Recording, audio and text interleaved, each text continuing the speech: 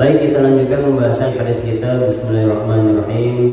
An Abdullah bin Mas'ud radhiyallahu ta'ala anhu qala iltafata ilaina Rasulullah sallallahu alaihi wasallam faqala idza shalla ahadukum falyaqul at-tahiyyatu lillah was-salawatu wat-thayyibatu assalamu alayka ayyuhan nabiyyu wa rahmatullahi wa barakatuh assalamu alayna wa ala ibadillahis shalihin أشهد أن لا إله إلا الله وحده لا شريك له وأشهد أن محمدا عبده ورسوله ثم ليتخير من الدعاء أعجبه إليه فيدعو متفق عليه واللفظ للبخاري وللنسائي كنا نقول قبل أن يفرض علينا التشهد وللأحمد أن النبي صلى الله عليه وسلم علمه التشهد وأمره أن يعلمه الناس ولمسلم عن ابن عباس رضي الله تعالى عنهما قال كان رسول الله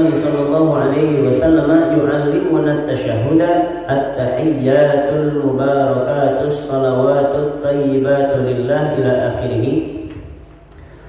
Dari Abdullah bin Mas'ud radhiyallahu taala anhu, beliau mengatakan pernah Rasul sallallahu alaihi wasallam melirik kepada kami seraya bersabda, apabila salah seorang di antara kalian salat, maka hendaklah dia membaca at-tahiyyatu lillah was-salawatu wat-thayyibatu assalamu alayka ayyuhan nabiyyu wa rahmatullahi wa barakatuh assalamu alayna wa ala ibadillahis shalihin sampai membaca syahadat. Ini ucapan tasyahud. Karena secara keseluruhan kita baca sholawat ke atas Nabi, ada yang mengatakan kepada keluarga Nabi, kemudian membaca doa-doa di dalam tahiyat, itu adalah bacaan tahiyat secara keseluruhan.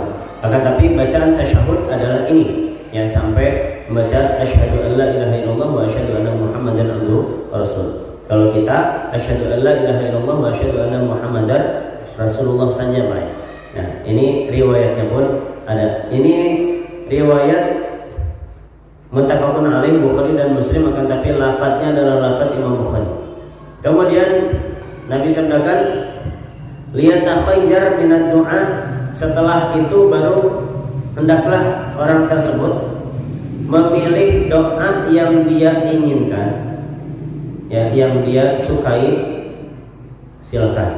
Ya, ini fayad, maka hendaklah dia berdoa dengan doa yang dia sukai.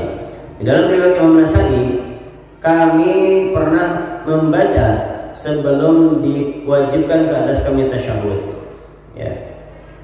Dan riwayat Imam Ahmad bahwasanya Nabi Shallallahu Alaihi Wasallam mengajarkan kepada beliau tasyahud dan memerintahkannya untuk mengajarkan lagi kepada orang-orang. Ini. Nah, kemudian ada makna global dari hadis ini. Bentuk-bentuk tasyahud ini menggunakan lafaz-lafaz yang berbeda. Di antaranya adalah ini. Bahkan banyak diriwayatkan hadis-hadis seperti ini lebih dari 24 sahabat. Akan tetapi jumhur para alim ulama lebih memilih di antaranya adalah hadis Abdullah bin Mas'ud, ya, dan menggunakan tasyahud apa saja yang bentuknya atau bacaannya baik. Begitu juga Nabi Shallallahu Alaihi Wasallam lebih memperhatikan tasyahud dan mengajarkan kepada para sahabat-sahabatnya dan memerintahkan sahabatnya untuk mengajarkan lagi kepada orang lain.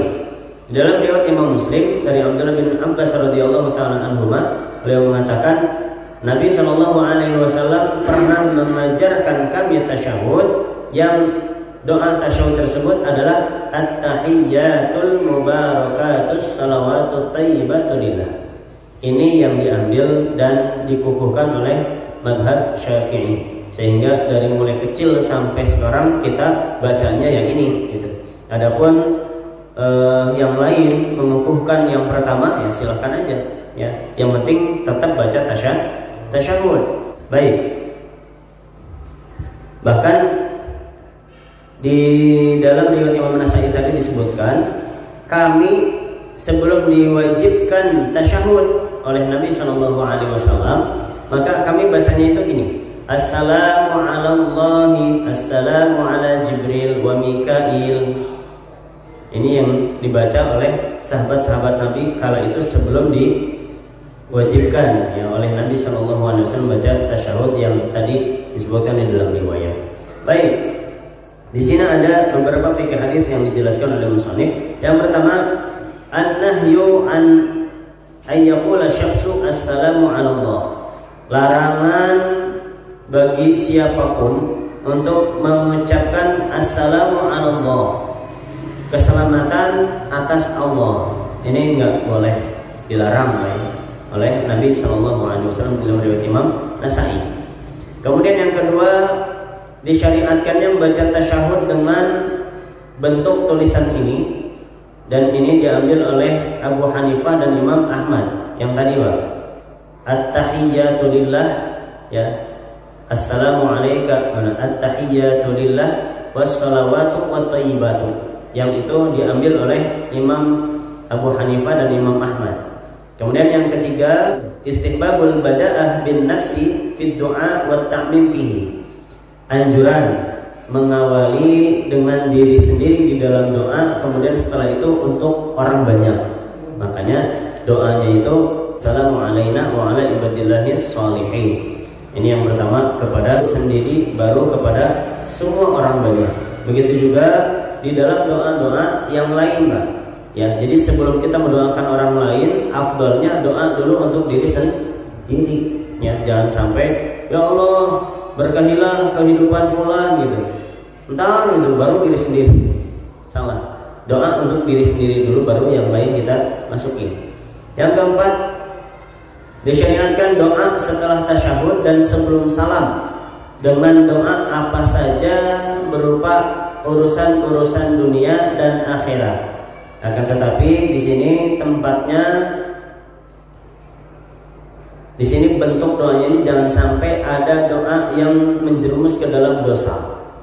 Kemudian, dan pendapat ini diambil oleh jumhur para alim ulama, akan tetapi Imam Abu Hanifah radhiyallahu taala anhu mengatakan tidak boleh berdoa di dalam tasyahud, melainkan doa-doa yang termaktub, ya, yang sudah dicantumkan di dalam Al-Quran dan di dalam hadis Nabi Shallallahu Alaihi Wasallam, ya. Dan tidak boleh berdoa dengan bahasa-bahasa selain bahasa Arab. Atau bahkan di sini Imam Abu Hanifah mengatakan wala yad'u bima yushbihu kalaman nas. Tidak boleh berdoa dengan sesuatu yang menyerupai omongan orang biasa. Ini tidak diperbolehkan. Kalau di dalam mazhab kita silahkan, ya, yang penting selama bahasa Arab, ya. Selain bahasa Arab tidak boleh. Yang kelima, fikih hadisnya adalah wajib membaca tasyahud sesuai tempatnya di dalam sholat, dan ini termasuk rukun di dalam rakaat yang terakhir. Akan tetapi hukumnya adalah sunnah di dalam rakaat yang kedua, ya. Jadi otomatis, Pak, orang tidak membaca tasyahud di rakaat yang terakhir, otomatis sholatnya tidak sah.